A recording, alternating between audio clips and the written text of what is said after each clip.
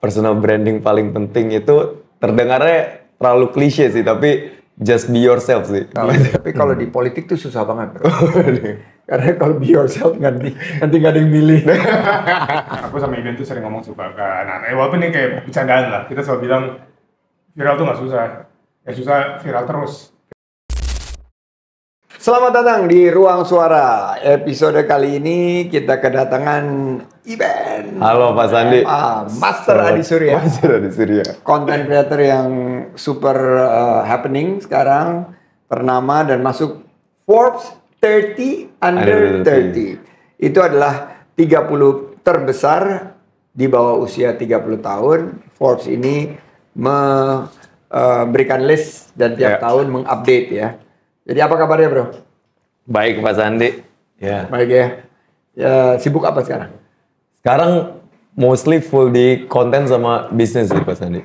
Udah nggak lawyering lagi? Lawyering udah enggak, mungkin udah nyerah kali ya di bidang itu.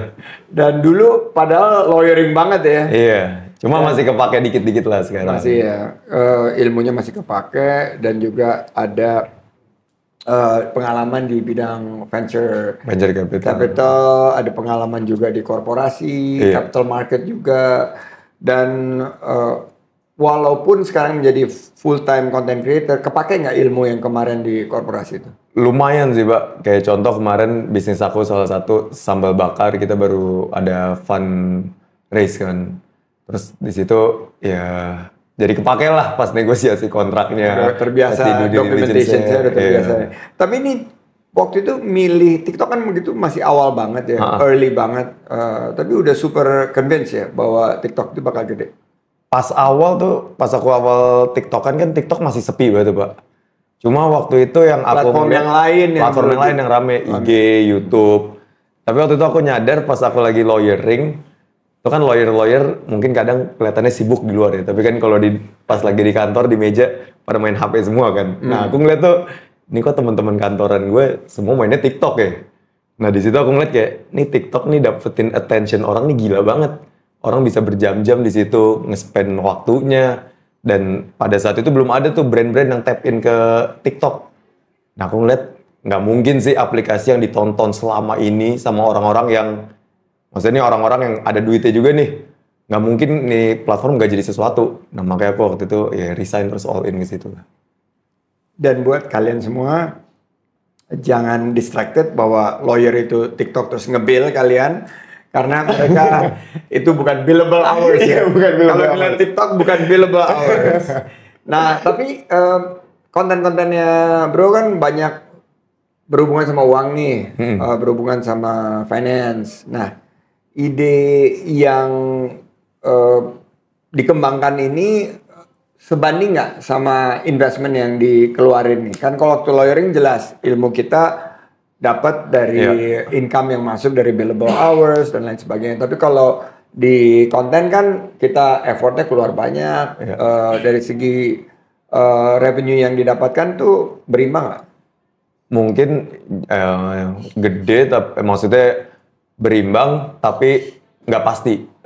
Jadi banyak juga konten aku, misalkan aku bikin konten, ngasih motor, ngasih mobil ke orang. Nah itu bukan berarti karena jumlah yang diinvest di konten yang lebih gede, akan mendapatkan engagement yang lebih gede. Karena kadang orang lebih peduli sama creativity-nya instead of kayak jumlah ngasih. Jumlah yang diinvest di konten itu berapa gitu. Jadi how creative the content itu lebih berbanding lurus ke kesuksesan dari number of views dan dari matrix lainnya. Benar, karena aku ngeliat kayak contoh aku pernah bikin konten tuh ngasih motor ke orang. Ya itu cuma ngasih motor aja lah. Ngasih motor kan sebenarnya itu hal-hal yang bisa dilakuin dan sering dilakuin sama company-company gede kan. Ada undian ngasih motor, tapi mungkin company lain pas mereka ngasih motor, mereka cuma ngasihnya tuh kayak dokumentasi, foto, udah nggak dapet motornya gitu. Sedangkan kalau di konten ini kan kita kembanginnya gimana caranya seakan-akan nih ngasih motor nih seru banget, emosinya dapet juga. Ya waktu itu ngasih motor dapet views tuh sekitar 70 juta lah. Satu video 60 detik. Nah itu jadi aku ngeliat, ini kayak bukan masalah jumlah yang kita invest sih, tapi masalah creativity-nya. Walaupun jumlah yang kita invest akan membantu itu juga sih. Keren. top banget. 70 juta views sih, out of this world. Nah, lu punya personal branding sih keren banget. Tadi kita nih lagi di Nur Corner nih guys. Kita masuk nih, ini tempat yang cukup populer juga di beberapa kalangan, termasuk Gen Z, Gen Y, Gen X juga ada. Nah, tapi tadi begitu masuk, Hai Ben, gitu ya. Personal branding kuat banget gitu. Nah, how do you build your personal branding? Mungkin personal branding paling penting itu terdengarnya terlalu klise sih, tapi just be yourself sih. Kadang strateginya apa tuh? Nyantai aja gitu. Mengalir aja gitu. Iya, mengalir aja kayak contoh ya waktu itu, misalkan aku ke Thailand gitu. Terus waktu itu pas di Thailand kita lagi di sungai. Terus pas di sungai kita lagi video nih, lagi ngonten-ngonten. Ini kayak seru deh nyebur ke kali, ini kayak seru. Emang di otak aku tuh seru gitu. Ya udah kita lagi di perahu, kita langsung lompat aja gitu ke kali langsung. Kadang kelihatannya di Bangkok. Di Bangkok. Itu gila kan, arusnya kencang banget tuh. Iya lumayan sih itu. Nah, si just be yourself itu mungkin kalau dilakuinnya sekali, 2 kali, orang ngelihatnya kayak cringe lu kayak gitu. Tapi kalau dilakuinnya berkali-kali, lama-lama orang kayak, ini seru juga nih orang. Nah, itu dapetin sih. Gokil juga nih. Gokil juga nih orang jadi. Jadi be yourself itu strategi personal branding. Nah, itu. Soalnya kalau di acting-actingin lama-lama orang tahu juga sih, ini mau acting nih. Ini buat para viewers yang di dunia usaha mungkin paling gampang tuh relate be yourself ya. Tapi kalau di politik tuh susah banget bro. Karena kalau be yourself nanti nggak ada yang milih. Oke, sambal bakar tadi cerita ya. Sambal bakar ini idenya seperti apa dan nyampe ke visi itu gimana ceritanya, kan ada ribuan kuliner gitu, terus nyampe ke visinya seperti apa? Mungkin yang membedakan sambal bakar dengan restoran lain itu awal mulanya sih Pak. Jadi sambal bakar itu bisa dibilang restoran pertama di Indonesia atau di dunia kali ya, mungkin di dunia ya, yang dibikin berdasarkan kemauan followers. Oh. Jadi campaign kita awal bikin sambal bakar itu adalah event bikin restoran. Itu kita bener-bener nanya ke followers, lu mau gue bikin restoran apa yang jadi top komen. comment. Jadi ini bottom up ya? Jadi ini benar-benar berdasarkan evidence based dan data driven ya berarti ya? Berdasarkan kemauan orang, lu mau gue bikin apa nih? Restoran apa? Oh restoran makan Indonesia. Terus tanya lagi ke followers, makan Indonesianya mau yang apa? Oh mau yang pedes. Terus akhirnya muncullah sambal bakar itu. Jadi mungkin yang membedakan itu dibanding restoran lain karena kita ada cerita sebelumnya di mana cerita ini bukan cuma dari foundersnya doang, tapi dari si audiensnya itu juga. Jadi mereka pas ngeliat sambal bakar ini mereka juga ada sense of belonging. Ini yang gue tonton kontennya, ini yang gue ikutan komen juga nih, akhirnya jadi restoran beneran. Dan sekarang udah 28 cabang? 28 cabang. Di beberapa provinsi gitu ya? Jabodetabek, Bali, Lampung. Dan ini murni apa yang para viewers minta dan diwujudkan di real world ya. Jadi dari dunia maya ke dunia nyata. Nah, plus sampai sekarang juga masih kita pertahanin sih itu. Jadi misalkan kita pengen bikin menu baru, kita nanya lagi ke audiens, lu mau ada menu apa nih di sambal bakar? Nah yang top komennya kita bikinin. Jadi kayak apa ya, kadang tuh kalau ada feel online to offline tuh kayak kita ke Disneyland lah. Jadi offline to online, online to offline gitu ya experience-nya ya. Iya. Jadi kayak benar-benar ngerasain apa yang kita inginkan itu bisa ada real gitu. Bisa real, keren. Nyampe ke $1 juta investasi gimana nih? Kalau itu pas awal sih. Pas $1 juta itu kan 16 miliar lebih. 16 M. Wow. Setelah itu udah lagi juga sih. Jadi pas abis udah ada seri-seri berikutnya? Udah ada seri berikutnya. Jadi udah di seri berapa nih? Udah masih, di C atau? Enggak, masih seri A lah. Udah di seri A ya? Wow. Mas Andi mau seri B-nya Pak.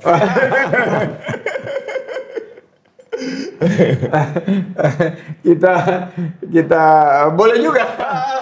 Lagi lihat juga tuh banyak perusahaan-perusahaan kuliner tuh yang ternyata lebih cash flow driven ya. Karena perusahaan-perusahaan yang lain tuh kayaknya susah dapat cash, kalau ini pasti cash flow positif, bener nggak? Iya Pak. Plus makanan kita affordable kok harganya. Jadi misalkan let's say ekonomi lagi naik atau lagi turun, ini bukan hal yang akan ngeganggu banget sama pengeluaran orang sehari-hari. Jadi konsisten bayarnya ada terus lah. Tapi researchku gitu juga bahwa satu, saya kan aktif melakukan data collection ya dulu buat politik dan public policy, tapi sekarang ini lebih buat bisnis. Ternyata memang yang diinginkan oleh masyarakat kita selain makanan Indonesia yang pedas, orang Indonesia suka banget sama pedas. Nomor 2 yang harganya terjangkau. Oh. Jadi memang yang price point-nya itu masuk buat mereka itu yang untuk sekali. daily. Iya. Karena yang agak tinggi saya lihat nih di 3 bulan terakhir ini udah mulai turun. Iya. Pasti punya Bro tetap bertahan ya. Iya, masih stable. Apalagi ada konten-konten yang ikut mempromosikan. Dan minggu lalu tuh ada sosok yang luar biasa saya undang ke podcast namanya Ryu Kintaro. Oh, Rio. Ryu Kintaro ini, nah pas podcast sama aku ini dia cerita tentang Iben dan Iyeng. Oh, kakakku. Dan luar biasa gitu, dia convince banget bahwa Iben dan Iyeng ini yang betul-betul mengubah si anak usia 9-10 tahun itu menjadi konten creator dan menjadi tokoh inspirasinya. Waduh. Keren banget. Jadi langsung penasaran, kontak tim untuk undang Iben dan Iyeng ke podcast hari ini nih. Jadi saya pengen ngundang manajer Iben yang sekaligus kakak Iben ini, Bro Iyeng. Siap. Apa kabar? Baik Pak. Jadi ini manajer di balik Ryu, di balik Iben. Jadi ide-idenya nih kolaboratif sekali ya. Iya, Pak. Dan bisa introduce sedikit apa pengalamannya di dalam content creation? Oke Pak. Jadi basically dulu saya sama Iben tuh mulai content creating ini dari awal Iben konten, saya udah bantuin ngurus dia lah. Dan waktu itu saat itu tuh kita dua-duanya sambil kerja Pak, kerja full time. Dia di lawyering, saya di marketing. Dan at that point itu sebenarnya kita lagi in our best career lah. Dan lagi di peaknya, di karir masing-masing. Mungkin highest income kita masing-masing lah saat itu. Dan pas lagi pandemik juga, akhirnya konten Iben mulai jebol, saya berani resign duluan. Nah, Ini masih lawyer? dia masih Masih. lawyer.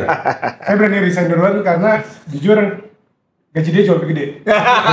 Jadi ada safety net. Harus ada yang backup nih Pak. Safety net. Safety net. Akhirnya Apa namanya, risk mitigation, risk management. Dari risk management-nya itu. Tahu-tahu TikTok ke band kan bingung. Kita Hampir bro. Hampir. Kita actually ngomongin itu. Ya, ini harus ada risk management-nya nih. Akhirnya dia baru resign 7 bulan setelah saya resign. Akhirnya setelah saya resign, saya full manage dia lah.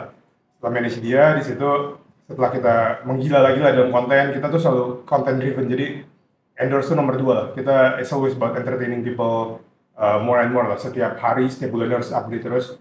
Akhirnya along the way kita kan kenal banyak kreator kan. Kenal dan ketemu di FVP juga ya, di online. Di situ Iben bilang kayak ini banyak banget deh kreator yang wow banget ya secara creativity, secara segmen juga. Tapi kita bisa ngerasa nih mereka nggak ada eksternal yang bisa ngebantu mereka gitu. Dan akhirnya kita coba beraniin diri lah untuk memanage beberapa kreator baru. We do the same thing lah, kayak science-nya yang kita lakuin ke Iben selama 1,5 tahun belakangan itu kita repeat di beberapa kreator dan itu akhirnya works. Untuk di 4 Karena kreator banyak itu works pas banget. TikTok awal-awal tuh banyak banget creator yang pas kita tonton kontennya, wah ini lucu nih, entertaining banget. Tapi kualitinya jelek, terus nggak konsisten nguploadnya. Nah kita nih gelap gitu. gambar iya. Sisi keproduksiannya kurang kuat dan nggak ada sisi mungkin entrepreneurship ya, karena content creator kan butuh sisi situ kan.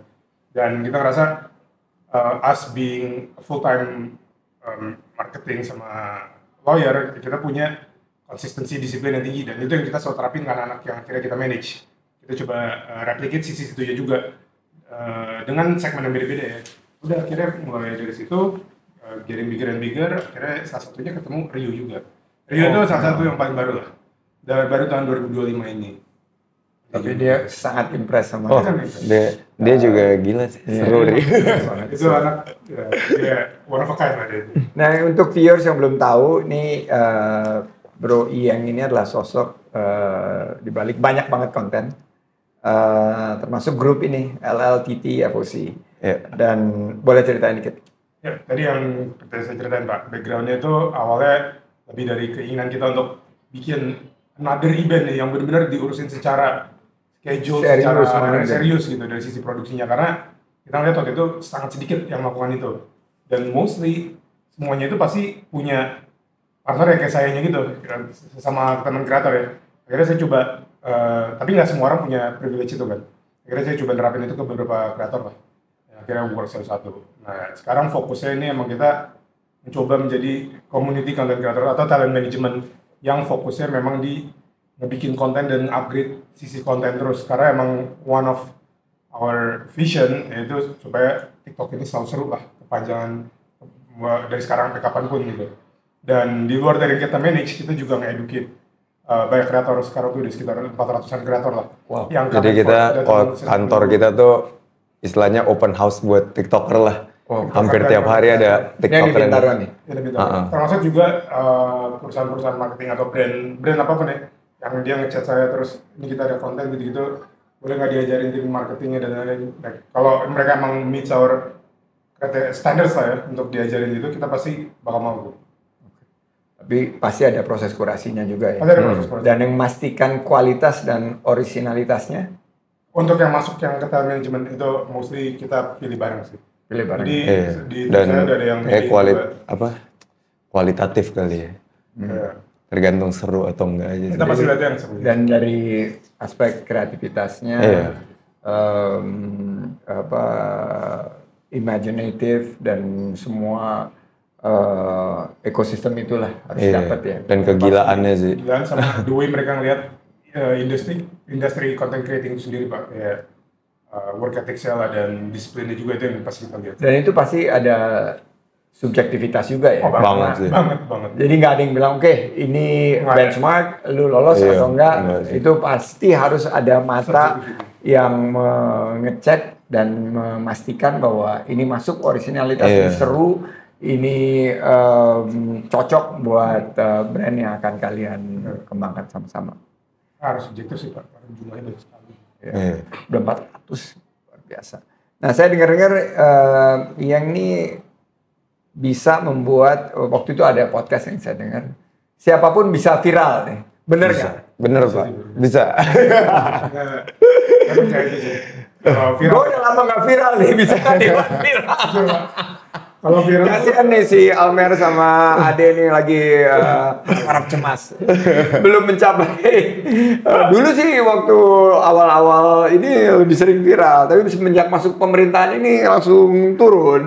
Sekarang lagi mencoba bangkit lagi. Mudah-mudahan ada kira-kira strategi apa nih yang perlu misalnya saya lakukan nih supaya bisa mendapat views yang banyak. Kalau aku sama Iben tuh sering ngomong suka ke anak-anak, walaupun ini kayak bercandaan lah, kita selalu bilang viral tuh nggak susah, ya susah viral terus. Viral terus, Gitu. konsisten gitu ya. Viral terus, kayak nge-make sure apapun yang kita post viral terus lah. Nah, mungkin beberapa tips, ini nggak akan terlalu detail tentang content creating ya Pak. Jadi yang kita ajarin ke semua kreator tuh sama dan selalu kita update. Tapi untuk sekarang tuh kita ada sekitar 15 kayak amendments lah, kayak peraturan ataupun kayak filosofi yang kita harus lakukan dalam content creating.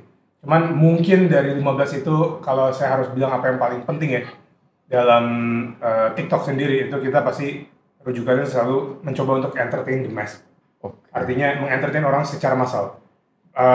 Dengan pemahaman yang kayak gini Pak, kalau di TikTok itu kan FYP kan Bapak tahu sendiri kan, itu kan wild banget kan. Artinya Apapun ada aja. Ngerti kita dalam bisa satu scrollan itu Bapak bisa lihat video mukbang mulai dari orang lagi ribut di ruang mana atau terus gabung sama segala hal, orang dance, habis itu video tren-tren yang lagi ada.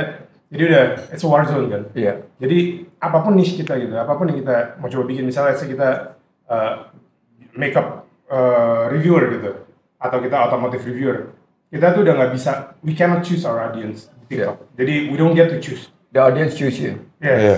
Jadi always assume video kita ini akan ditonton sama 10 orang, dan 10 orang ini random. Ini orang mulai dari anyone Pak, dari dia pekerja apapun, sampai pengusaha, dari dia bocil atau dia pengangguran, ibu rumah tangga, semua ini audiens kita 10 orang yang beda-beda, dari 2 gender, dari jenis, segala jenis age group, income level. Jadi kita harus selalu ngepost ini special untuk TikTok ya atau Super random ya berarti. super random videos ya, karena once kita upload di TikTok tuh kita makanya nggak ada culture kayak ngeliat oh ini kita mau nonton kategori apa di TikTok tuh nggak ada. Bisa dibilang there's only one thing namanya FYP. Nah itu apapun yang kita bikin lah, kita harus selalu coba entertain the mass. Kuncinya entertainment lah. Iya, Karena ada di FYP itu untuk to be entertained. Oke. Even kita mau coba educate orang, harus dikemas dengan entertainment. Jadi mau bicara mengenai kuliner harus ada entertainment. Iya. Mau bicara mengenai hukum harus ada Hukum, entertainment. investasi apapun tetap harus ada sih entertainmentnya itu sih. Ya, harus ada menghiburnya ya. Iya. Oke, ini saya belum pernah ngalamin, tapi saya juga punya saudara laki-laki. Tapi kalian saudara dua laki-laki terus berbisnis bersama. Apa nih plus minusnya nih? Pertama Iban dulu.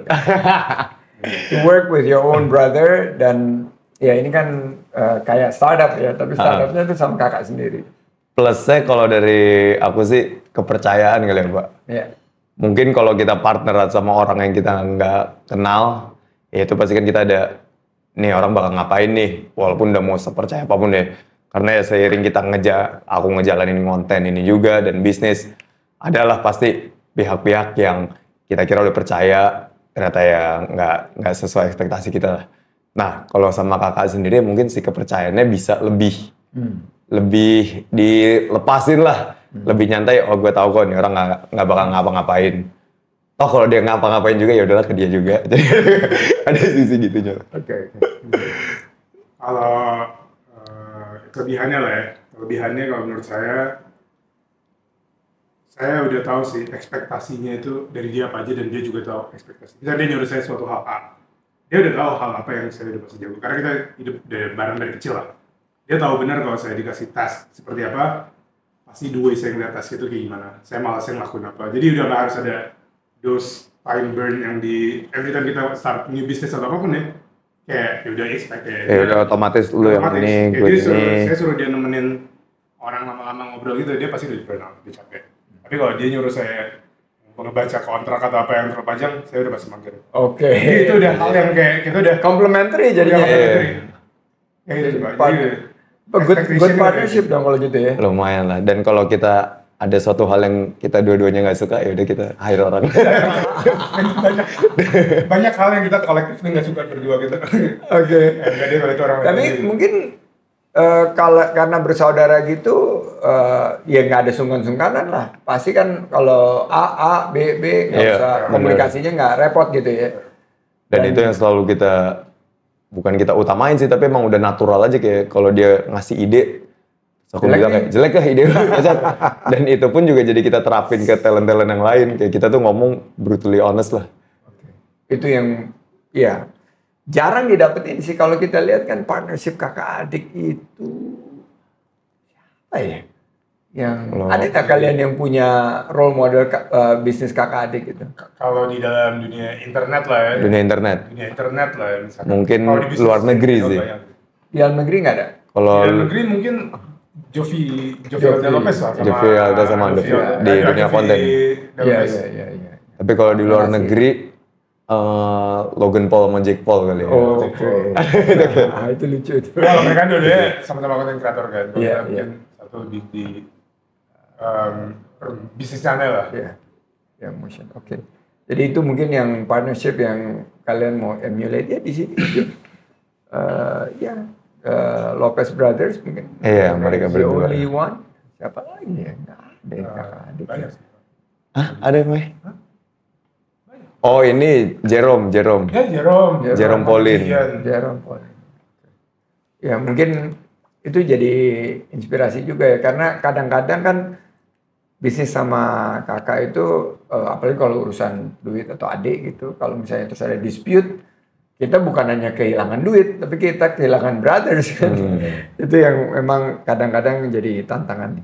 Nah kalau dilihat saat kalian bekerja, misalnya membangun bisnis sambal bakar, disagreement itu gimana di atasinya? Kalau ada dispute atau disagreement di antara kalian berdua?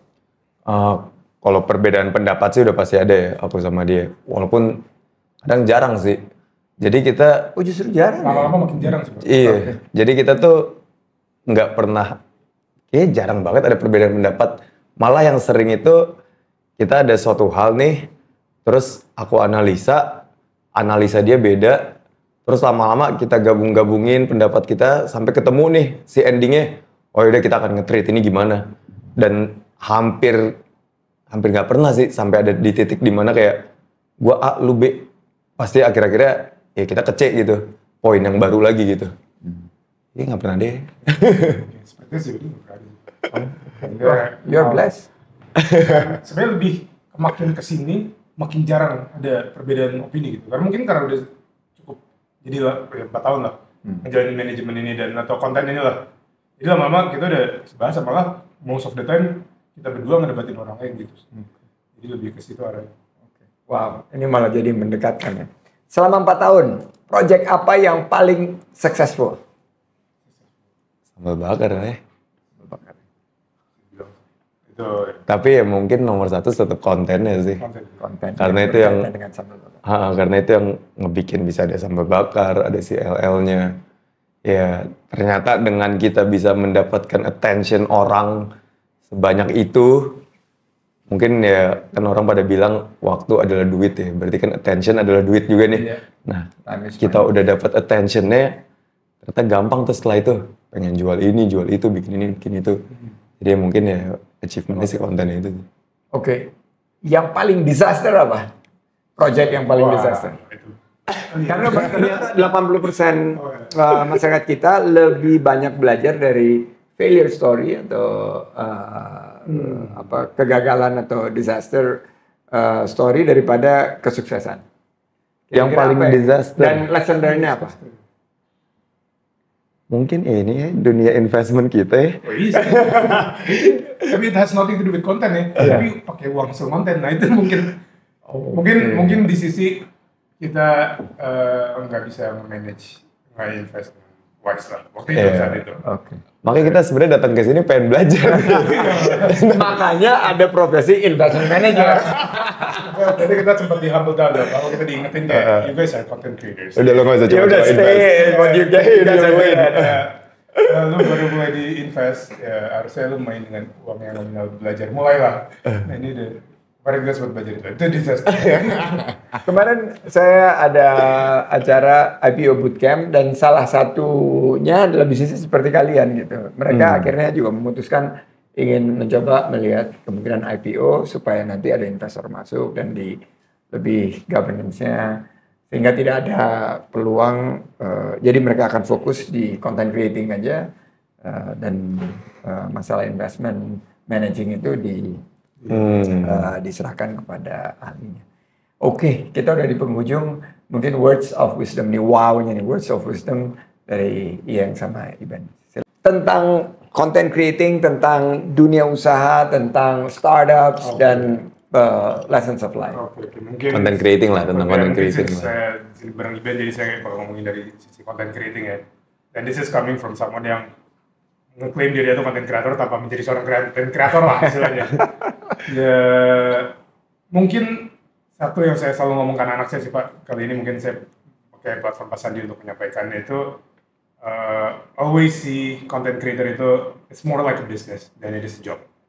Kayak content creating, being a content creator itu sebenarnya seperti menjalankan sebuah bisnis Pak. Artinya ya benar-benar ya lu nggak jualan, lu nggak bikin produk ya nggak ada penghasilan gitu, dan nggak ada yang bisa tiba-tiba datang terus hire lu memberikan sebuah pekerjaan, karena ini something yang lu harus gerakin juga, dan modal dan waktu dan people management itu faktor penentu banget lah the way kalian semua akan ngejalanin ini semua di dalam content creating. Dan itu bakal, that's why people like to do business with content creators, karena content creators yang established ya, pasti mereka dalam menjalankan kontennya yang secara konsisten bisa dibilang mereka punya management skill yang baik, dan itu emang harus dibentuk. Jadi always treat it like your business, your account, your personal brand, yourself ya, the way you look, the way you dress, itu harus selalu menganggap itu seperti bisnis. Dan ekosistem bisnis itu harus dijaga. Yes. Kalau aku mungkin Iyeng kan lebih ke sisi teknis ya. Kalau aku mungkin yang lebih motivational ya Pak. Mungkin untuk content creator yang mau mulai atau yang baru mulai, selama tombol post itu masih gratis, post sebanyak-banyaknya. Jadi aku tuh Oke. selalu mikir kayak kita nih hidup di zaman yang enak banget ya. Untuk lu dapet attention orang, dulu tuh lu harus bayar di koran, lu harus placement di TV, itu lu ngeluarin duit semuanya tuh. Sekarang lu dapet attention orang bisa gratis, lu bisa tinggal pencet tombol post doang. Ya selama itu masih gratis sih, lakuin sebanyak-banyaknya sih. Dan dapetin attention orang sebanyak-banyaknya lah. Karena kalau aku sama Ying kita percaya 10-20 tahun ke depan tuh ya attention tuh udah rajanya lah. Luar biasa. Pelajaran baik buat terutama tim kita ini. Dapatkan Selama attention. post masih gratis.